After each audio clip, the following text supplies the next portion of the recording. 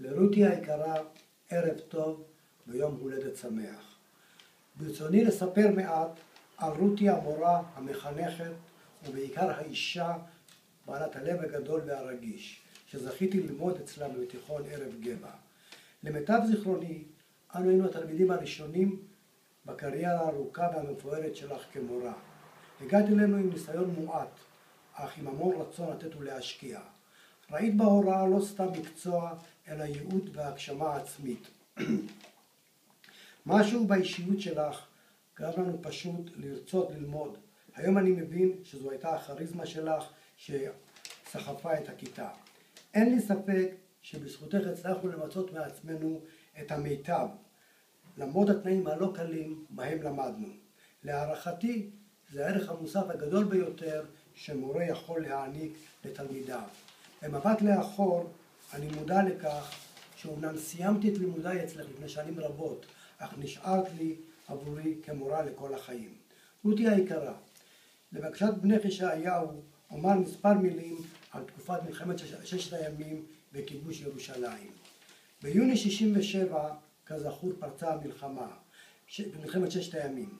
אחרי משעות הבוקר הגזים נחתו באזורים שונים של העיר. אני טלפנתי אלייך מביתנו שהיה אז בשכונת הבוכרים, התעניינת מה קורה וסיפרתי לך שאבי, זכרו לברכה, מגויס לצבא, ואילו אמי שתיבדל לחיים ארוכים ונמצאת בבית חולים. לא חלף זמן רב, ובדרך לא דרך, למרות ההפגזה הכבדה, הגעת אלינו הביתה. למרות שאז לא אמרתי לך זאת, שמחתי מאוד על בואך. עקב ההפגזה ירדנו למקלט הציבורי שנמצא בסמוך לבית. זכור לי שהתחושה הייתה כבדה. האווירה הייתה מאוד כבדה והיה חשש כבד. קולות הפגזים והירי והמלחמה שנשמעו מקרוב רק הגבירו את עוצמת החרדה. אך את נשארת אופטימית.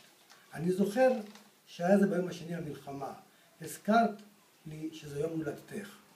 זמן קצר לאחר מכן התבשרנו כי ירושלים נכבשה על ידי כוחותינו, ואני אמרתי לך, מורתי, זו המתנה הנפלאה, זו המתנה ליום הולדתך. את לחצת את ידי, ועינייך היו דמעות של אושר. אני משער שזו המתנה המרגשת ביותר שקיבלת.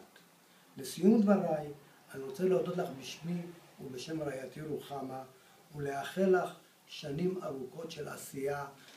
מי ייתן לאל ותרבי אושר ונחת במשפחתך, ותמשיכי בפעילותך הברוכה.